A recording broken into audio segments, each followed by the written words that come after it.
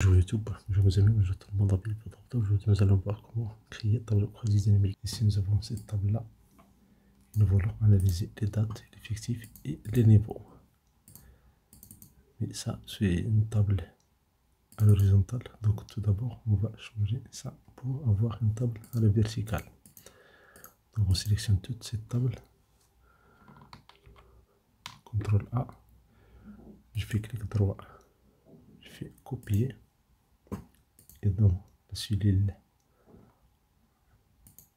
A1, je fais clic droit, couleur spéciale. Je vais choisir ici transposer.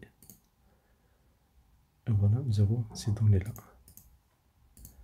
Maintenant, on peut cacher ces données-là, sinon on peut les laisser, pas de problème.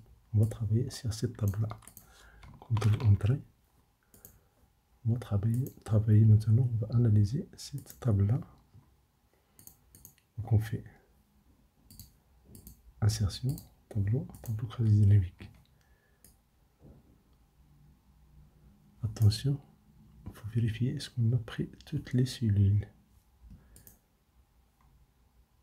Si je prends effectif, et je mets effectif niveau, donc effectif par niveau, donc niveau 1, niveau 2, niveau 3. On va vérifier ça. Effectif en bas, fait double clic et on fait Alt plus. Nous avons 603. Donc c'est vrai. Donc ici, on a le nombre d'effectifs. Total des effectifs. N1, N2, N3. Ferme cette boîte de dialogue. Supposons qu'on veut ici la valeur maximale nombre 1, nombre 2, nombre 2 dans toutes les dates. Dans toute cette table-là.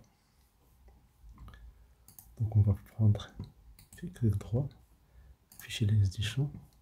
On prend effectif, on va le mettre dans le niveau. On va faire ça plusieurs fois. Vous allez voir. Par défaut, Excel ou bien dans Excel et calcule les sommes des valeurs numériques. Donc j'ai ici les sommes, j'ai ici les sommes. Donc ici on peut prendre max, ici min,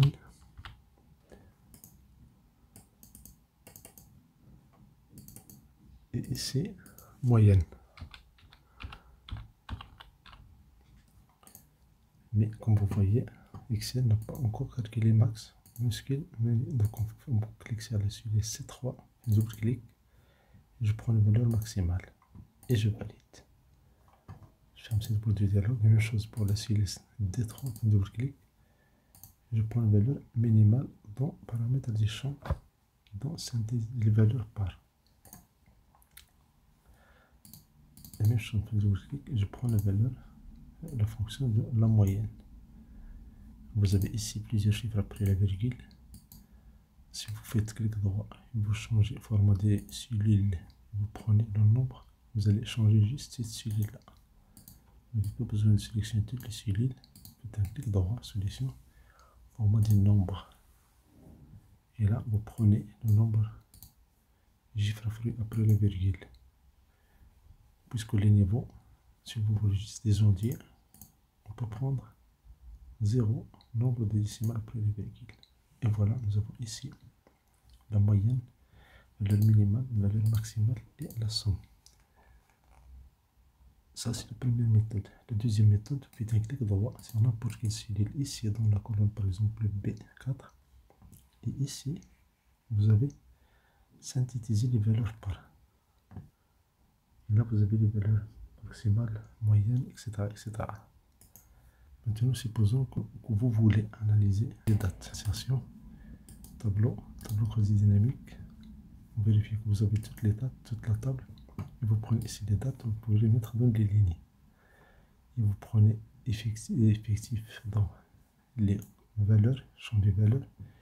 Et le niveau, vous pouvez le mettre dans les colonnes. Donc vous avez ici le niveau. Vous pouvez changer le format ici. Vous avez création et vous avez analyse. Vous cliquez sur création, vous cliquez sur disposition et afficher ce format, bien sous forme tabulaire. Et voilà. Vous voyez des dates où il n'y a personne. pour niveau. Donc, vous avez le choix, ou bien laisser cette cellule vide, sinon, pour les remplir, vous n'avez pas cherché à les localiser. Juste un clic droit. Vous avez ici les paramètres, vous avez les options. On choisit les options pour l'évaluer cellule vide, afficher. Si je mets 0 et je valide, voilà, j'ai les valeurs vides remplies par des 0. Mais vous voyez ici, il y a des dates de toute la table. Supposons que nous voulons calculer ça par les années. Donc on fait un clic, on sélectionne n'importe quelle date ici. Et en haut, on a analyse, on a groupé les champs. Sinon, votre méthode, je clique droit, ici, grouper. Donc je prends la première analyse, première solution, grouper les champs. Et ici, je vais choisir est-ce que je veux par les mois et par les années. Attention, si je mets les mois, je peux grouper les mêmes mois dans plusieurs années. Vous allez voir. Voilà. Ce janvier-là, ce n'est pas le janvier de